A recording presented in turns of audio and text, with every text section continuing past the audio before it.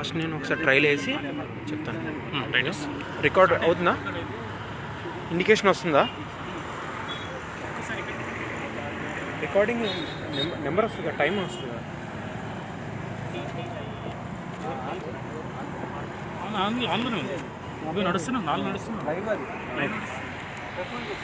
ఈరోజు తెలంగాణ రాష్ట్రంలో ఉన్నటువంటి సుమారు 176 ఇంజనీరింగ్ కళాశాలలు,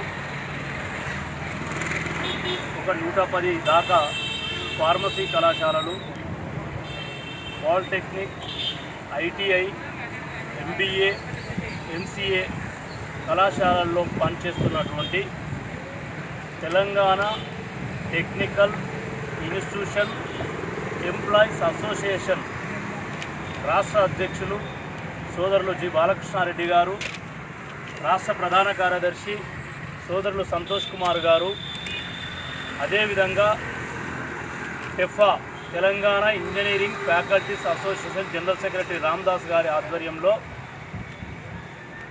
వీళ్ళందరి అసోసియేషన్లో లేదా ఈ కళాశాలలో పనిచేస్తున్నటువంటి ఫ్యాకల్టీస్ సుదీర్ఘ సమస్యల పైన 2 రోజులు అంటే 48 గంటల నిరాహార దీక్షను ఇవాళ ప్రారంభిస్తున్నాము. ఈ తెలంగాణ రాష్ట్రంలో ఉన్నటువంటి ఈ కళాశాలల యాజమాన్యాలు AICTE all India council of technical ఎడ్యుకేషన్కి సంబంధించిన ఏ నియమాలను కూడా పాటించడం లేదు. ఆ నియమాలన్నింటినీ కనుక సక్రమంగా పాటిస్తే నాణ్యమైనటువంటి విద్య ఆయా కళాశాలల్లో చదువుతున్నటువంటి విద్యార్థులకు అందుతుంది.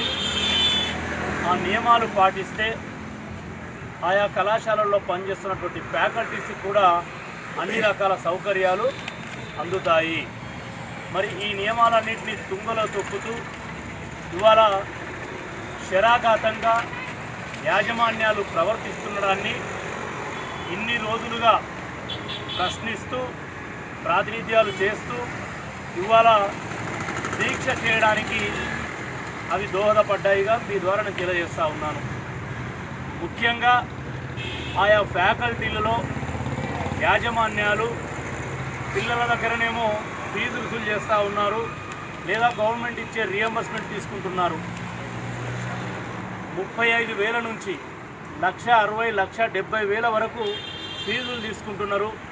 యాజమాన్యాలంతా రింగ్ అయి ఏ పార్టీ అధికారంలోకి వస్తే ఆ అధికార పార్టీతో లాలూచి పడి కక్కుర్తి పడి ఫ్యాకల్టీ సౌకర్యాలన్నింటినీ కూడా పనంగా పెట్టి కేవలం యాజమాన్యాలు లబ్ధి పొందుతూ ఉన్నాయి.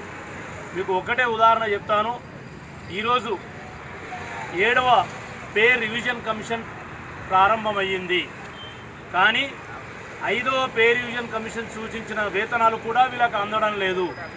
అంటే ఇంతకంటే దౌర్భాగ్యకరమైనటువంటి పరిస్థితి ఇంకొకటి ఉంటుందా ఒకసారి ఆలోచన చేయండి.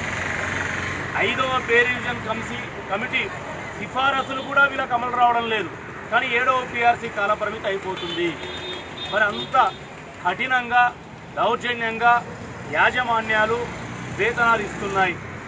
ఇవాళ వీళ్ళకున్నటువంటి నిరుద్యోగ సమస్యను ఆసరాగా చేసుకుని ఆ కమిషన్లు సూచించిన పే స్కేళ్లు కాకుండా 7th పే డివిజన్ కమిషన్ 54,000 చిల్లర బేసిక్ పే ఉండాలంటే ఇయ్యాలటికి కూడా 16,000 బేసిక్ పే ఇవ్వడం లేదు. మరి ఇంత దయనీయంగా వీళ్ళ పొట్టగొడుతున్నటువంటి యాజమాన్యాల గురించి మీ పత్రికల ద్వారా కూడా మా యొక్క ఘోషను రాస్తారని ఆశిస్తున్నాం. ఇక ముఖ్యంగా నిన్ననే అంతర్జాతీయ మహిళా దినోత్సవం జరిగింది. కానీ ఈ ప్రైవేటు యాజమాన్యాలు ఎవరు కూడా ఆయా ఫ్యాకల్టీల్లో దాదాపు 50% పనిచేస్తున్నటువంటి మహిళా ఫ్యాకల్టీస్కు కనీస సదుపాయాలు కల్పించలేదు. ముఖ్యంగా ఈరోజు ప్రసూతి సెలవులను అంటే మ్యాటర్నిటీ లీవ్ను 180 రోజులకు పెంచాలని అటు కేంద్ర ప్రభుత్వం ఇక్కడ ఉన్నటువంటి రాష్ట్రాలన్నీ కూడా గవర్నమెంట్ సెక్టార్లో అమలు పరుస్తుంటే మరి ప్రైవేట్ కాలేజీలలో ఎందుకు అమలు పరచడం లేదు ఒకసారి ఆలోచన చేయాలి. వాళ్ళైనా మహిళలే, వీళ్ళైనా మహిళలే. వీళ్లకు మెటర్నిటీ లీవ్ ఇవ్వడం లేదు. ఒకవేళ ఎవరైనా మహిళ ప్రసూతి చెందితే 3 రోజులకే కాలేజీకి వెళ్ళి ఫోన్లు పోయి మళ్ళీ వాళ్ళ పరిస్థితుల్లో బాలింత పరిస్థితుల్లో వచ్చి బోధించే ఆవశ్యకతను ఇలా తెలంగాణ యాజమాన్యాలు తీసుకొచ్చినాయి. వీటిని కూడా ప్రస్తుతంగా ఇవాళ మేము ప్రశ్నిస్తూ ఉన్నాం. మేమేమి కొత్తగా అడగడం లేదు. 1982లో ఈ రాష్ట్రంలోని ఎడ్యుకేషన్ యాక్టు చాప్టర్ 14లో ఉన్నటువంటి సెక్షన్ 79ను తప్పనిసరిగా అమలు పరచమని మా డిమాండు. మేమేదో గొంతెమ్మ కోరికలో ఎక్కడ లేని కోరికలో మేము కోరడం లేదు. మీరు మరొకసారి వినాలి. 1982లో ఉమ్మడి ఆంధ్రప్రదేశ్లో వచ్చినటువంటి చాప్టర్ 14లో ఉన్నటువంటి సెక్షన్ 79ను యథావిధిగా అమలు పరుస్తే మాకంతా కూడా న్యాయం జరుగుతుందని మేము ఇలా ఆశిస్తున్నాం. ఇంకొకటి చెప్పాలి, ఎందుకంటే పత్రికల ద్వారానే సమాజానికి తెలుస్తుంది కాబట్టి ఇవాళ యాజమాన్యాలు ఇస్తున్నటువంటి శాలరీస్ వేరు, మేము పొందుతున్నటువంటి శాలరీస్ వేరు. ఉదాహరణ, అక్కడ ఉన్నటువంటి అక్విటెన్స్ రిజిస్టర్లలో అంటే యాజమాన్యాలు ఏఐసిటిఈ కానీ టెక్నికల్ బోర్డు జేఎన్టీయూ కానీ సమర్పించే రిజిస్టర్లలో ఎగ్జాంపుల్ నాకు 50,000 జీతం ఇస్తారు. ఆ రిజిస్టర్లో నేను సంతకం చేయాలి, నాకు చెక్ ఇస్తారు. నా అకౌంట్లో పడంగానే మళ్ళీ దాంట్లోకి వెళ్ళి ఒక 20-30 తీసుకొని మాకు 15-20 జీతమే ఇస్తున్నారు. అంటే మాకు వచ్చే వేతనాన్ని అంత బహిర్గతంగా దొంగతనంగా తీసుకుంటుంటే కూడా లీగల్గా తీసుకుంటున్నారు. మరి అటువంటి విధానాన్ని కూడా ఇవాళ రద్దు చేయాలి. ఖచ్చితంగా ఏ టీచర్కి అయితే ఏ ఫ్యాకల్టీలో ఉన్నటువంటి బోధకునికి వారి వారి అకౌంట్లలో ఆన్లైన్ ట్రాన్స్ఫర్ జరగాలి. జరిగిన పిదప మళ్ళీ మేనేజ్మెంట్లు దౌర్భాగ్యం ఏంటంటే, సార్ ఈనాడు సార్ మీరు వినాలే, దౌర్భాగ్యం ఏంటంటే ఇంజనీరింగ్ కళాశాలల్లో ఏటీఎం సెంటర్లు ఏర్పాటు చేసుకున్నారు. అంటే స్టాఫ్ రూమ్లో శాలరీ చెక్ తీసుకోవాలి, బ్యాంకులో క్లెయిమ్ చేసుకొని ఏటీఎంలో తీసుకొచ్చి వాళ్ళకి ఇవ్వాలి. అంటే ఇంత సాంకేతిక పరిజ్ఞానము జీవన ప్రమాణ స్థాయి పెరిగినటువంటి ఈ వ్యవస్థలో ఇంత దోపిడీ జరుగుతుంది హైదరాబాద్ నగరం నడ్డిపుట్టులో ఉన్నటువంటి కళాశాలల్లో. మరి దీనికి అంతటా కూడా ఏ ప్రభుత్వాల అధికారంలోకి వస్తే ఆ ప్రభుత్వాల చుట్టూ యాజమాన్యాలు తిరగడం వల్ల ఇవాళ మీకు తెలుసు ఈ రాష్ట్రంలో ఉన్నటువంటి ఇంజనీరింగ్ కళాశాలల యాజమాన్యాలు మొత్తం ఏ ఏ హోదాల్లో ఉన్నారో ప్రభుత్వంలో వాళ్ళంతా కూడా ఆ ప్రభుత్వం మెప్పు కోసం ఈ ఫ్యాకల్టీస్ అందరినీ కూడా కొట్టుతున్నటువంటి ఉదంతాన్ని కూడా మీరు బహిర్గతం చేయాల్సిందిగా మేము కోరుతా ఉన్నాం. ఇవాళ ఈపీఎఫ్ లేదు, ఆరోగ్య కార్డులు లేవు, గ్రూప్ ఇన్సూరెన్స్ లేదు. చిన్న అమ్మ ఒక పాన్ షాప్ ఓపెన్ చేసుకుంటే ఆ పాన్ షాప్లో పనిచేసే పిల్లవానికి ఇన్సూరెన్స్ ఉంటుంది. ఒక బిల్డింగ్ కన్స్ట్రక్షన్ జరుగుతుంటే ఆ బిల్డింగ్ కన్స్ట్రక్షన్ పీరియడ్ను ముందే బాండ్ మీద రాయించుకొని ఆ పీరియడ్కి ఇన్సూరెన్స్ చేయించుకుంటున్నటువంటి వ్యవస్థలో ఇంతమందిగా పనిచేస్తున్నటువంటి వీళ్లకు జిఎల్ఐ లేదు, గ్రూప్ లైఫ్ ఇన్సూరెన్స్ అనేది ఉండాలి. దాంట్లో ఏఐసిటి రూల్లో ఖచ్చితంగా ఉంది. వాళ్ళు ఇచ్చిన ఒక హ్యాండ్ బుక్లో ఆ క్లాజ్ ఉంది. మరి ఏఐసిటి రూల్స్ అన్నిటి కూడా తుంగలో తొక్కినానికి ఇది ఒక ఉదాహరణ. మరి జిఎల్ఐ అంటే మాకు వచ్చే జీతంలో మా బేసిక్ పేలో మేము ఒక 5% ఇస్తే యాజమాన్యం కూడా 5% ఇవ్వాలి. ఆ 5% ఇవ్వలేక ఈరోజు జిఎల్ఐని పక్కకెట్టిన యాజమాన్యాలు తెలంగాణ రాష్ట్రంలో కళాశాలలు నడుపుతూ ఉన్నాయి. కాబట్టి ఈరోజు ఇంకొక విషయం, ఎవ్రీ ఇయర్ అఫిలియేషన్ మేము రెన్యువల్ చేయించుకోవాలి. అంటే ఒక కళాశాలలో 20 ఏళ్ళ సీనియారిటీ ఉన్నటువంటి ఒక ఫ్యాకల్టీ కూడా అంటే ఒక లెక్చరర్ కూడా ప్రతి సంవత్సరం ఎన్రోల్ చేయించుకోవాలి. ప్రతి సంవత్సరం సర్టిఫికెట్లు అక్కడ ఇవ్వాలి ధృవపత్రాల కోసం. మళ్ళీ ఆ సర్టిఫికెట్లు వాళ్ళ హ్యాండ్లో పెట్టుకొని సర్టిఫికెట్లు ఇవ్వడానికి సదా ఇస్తుంటారు. వేరే కాలేజీలో ఇంతకన్నా ఎక్కువ ఆపర్చునిటీ వచ్చింది వెళ్దామంటే సర్టిఫికెట్లు దాచిపెట్టుకోవడం జరుగుతుంది. ఇంత నియంత్రణలా వీళ్ళందరూ కూడా ప్రవర్తిస్తున్నారు. ఈరోజు కూడా యాక్చువల్గా ఈ ధర్నా 9-10 కని ఒక 10 రోజుల కింద మేము అనౌన్స్ చేస్తే దాన్ని దృష్టిలో పెట్టుకొని ఇవాళ టెక్నికల్ ఎడ్యుకేషన్ బోర్డు ఏం చేసింది, 5వ తారీఖు ఈ యొక్క అఫిలియేషన్ ఎన్రోల్మెంట్ కార్యక్రమాన్ని 5వ తారీఖుకి అయిపోయేది. కానీ ఇలా 10th అది ఎక్స్టెండ్ చేయడం వల్ల ఇవాళ చాలామంది సుమారు 70,000 మంది ఈ రాష్ట్రంలో ఈ ఫ్యాకల్టీస్ ఉంటారు. వీళ్ళంతా చాలామంది రేపు లాస్ట్ డేట్ కాబట్టి ఆ ఎన్రోల్మెంట్ కోసం అక్కడికి పరిగెత్తిండ్రు. అంటే ఈ వర్కింగ్ డే కూడా పెట్టిండ్రు ఇవాళ సెకండ్ సాటర్డే. అంటే యాజమాన్యాలు తమ చెప్పు చేతల్లో యువకులు మంచిగా చదువుకున్నటువంటి వీళ్ళందరి శ్రమ దోపిడీ ఇంత పక్కాగా కబ్జాగా చేస్తుంటే ఇవాళ రాష్ట్ర ప్రభుత్వం పట్టించుకోవడం లేదు. నేను ఒకటే చెప్తా ఉన్నాను, తెలంగాణ రాష్ట్రం కొట్లాడి తెచ్చుకున్నటువంటి ఉద్యమంలో వీళ్ళంతా కూడా యువకులు. ఆ రోజు తెలంగాణ వస్తే ఆకాంక్షలు నెరవేరుతాయి, ఆశలు నెరవేరుతాయి, అభివృద్ధి తెచ్చుకుంటే వీళ్ళకి జరిగిన నష్టం ఏంటో తెలుసా మీకు? తెలంగాణ రాకన్నా ముందు 15 మంది పిల్లలకు అంటే 1:15 ఒక లెక్చరర్ పనిచేసేవాడు.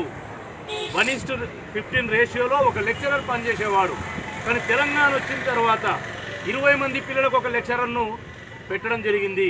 దీనివల్ల మీకు అర్థమయ్యేది ఏంటంటే 150 మంది పిల్లలు చదివితే 10 మంది లెక్చరర్లు అవసరం పడేది. ఇలా 150 మంది పిల్లలకు 7 మంది లెక్చరర్లు అవసరం పడే నియమాన్ని తెలంగాణ రాష్ట్ర ప్రభుత్వం ప్రపోజ్ చేస్తే AICTE ఇచ్చింది. దానివల్ల జరుగుతున్న నష్టం మీకు ఇప్పటికే అర్థమై ఉంటుంది. 10 మంది నిరుద్యోగులు పనిచేసేది 7 మందికి కుదించబడితే ప్రతి 3 మంది ఇలా రోడ్డు మీదకి ఉద్యోగాల్లో నెట్టివేయబడ్డారు. దీని నుంచి గవర్నమెంట్కి వచ్చిన లాభం లేదు, నష్టం లేదు. యాజమాన్యాల జీతాలు ఇవ్వాల్సి వస్తుందని యాజమాన్యాలు గవర్నమెంట్తో మొరబెట్టుకుంటే గవర్నమెంట్ విచక్షణ రహితంగా వీళ్ళందరి జీవితాలు నాశనం అయ్యే జీవోని తీసుకొచ్చి 1:15కి తీసుకురావడం జరిగింది. 20కి 15 నుంచి 20కి తీసుకురావడం జరిగింది. కాబట్టి పాత్రికేయులైన మీ అందరూ కూడా వినమ్రతతో విజ్ఞతతో ఒక్కటే, మీరు సంఖ్య తక్కువ కనబడవచ్చు, మీకు ఇష్యూ మీకు చిన్నదిగా కనబడ్డా కూడా ఇంత బహిర్గతంగా శ్రమ దోపిడీ జరుగుతుంది. విచక్షణ రహితంగా యాజమాన్యాలు ప్రవర్తిస్తున్నాయి. ప్రైవేటు యాజమాన్యాలనేమో ఇట్లా సతాయిస్తుంటే గవర్నమెంట్ కాలేజీలలో రిక్రూట్మెంట్ లేదు. అక్కడన్నా ఉద్యోగాలు పెడితే వెళ్దామంటే అక్కడ రిక్రూట్మెంట్ లేదు, మీకు తెలుసు. అక్కడ రిక్రూట్మెంట్ లేవు. ఇక్కడ ఎక్కడైనా చేసుకుందామంటే ఈ సౌకర్యాలు ఏమీ లేకుంటే ఒక జీవనాలు, ఒక తరాలు కూడా పూర్తిగా ముఖ్యమయ్యే పరిస్థితి ఉంటుంది. కాబట్టి దీన్ని దృష్టిలో ఉంచుకోవాల్సిందిగా మీ అందరి ద్వారా సమాజానికి తెలియజేస్తాం. తెలంగాణ ఉద్యమంలో బహిర్గతంగా బాహాటంగా పనిచేసినటువంటి సంఘాల నాయకులను ఇవాళకి వేధిస్తున్నారు. తెలంగాణ ఉద్యమ ద్రోహులంతా, కళాశాల యాజమానులంతా ఇవాళ మంత్రులు అవుతున్నారు, ఎమ్మెల్సీలు అవుతున్నారు. కానీ ఆ తెలంగాణ ఉద్యమం చేసినటువంటి ఈ ఫ్యాకల్టీస్ను నానా ఇబ్బందులు చేస్తున్న వైనాన్ని కూడా మీరు ఎలుగెత్తాలని చెప్పేసి మాట్లాడతారు. ఇంజనీరింగ్ ఫ్యాకల్టీ అసోసియేషన్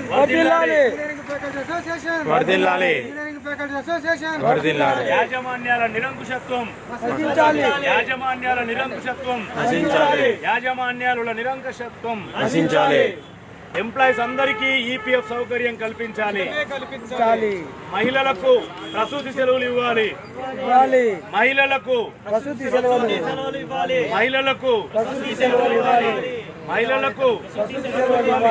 ఇవాళ దేశంలో ఉన్నటువంటి మహిళలందరికీ చైల్డ్ కేర్ లీవ్ కూడా ఇస్తున్నారు. 730 రోజులు సెంట్రల్ గవర్నమెంట్ ఎంప్లాయీస్, ఉమెన్ ఎంప్లాయీస్కి ఇస్తారు. ఈ తెలంగాణ రాష్ట్రంలో 2017 నుంచి 90 రోజులు చైల్డ్ కేర్ లీవ్ ఇస్తున్నారు. కానీ ఇంజనీరింగ్ కళాశాలలో పనిచేస్తున్నటువంటి సోదరీమణులకు అట్లీస్ట్ మెటర్నటీ లీవ్ కూడా ఇవ్వడం లేదంటే ఎంత దయనీయమైన పరిస్థితిలో ఈ వ్యవస్థ నడుస్తుందో ఆలోచన చేసుకోవాల్సిందిగా కోరుతాం.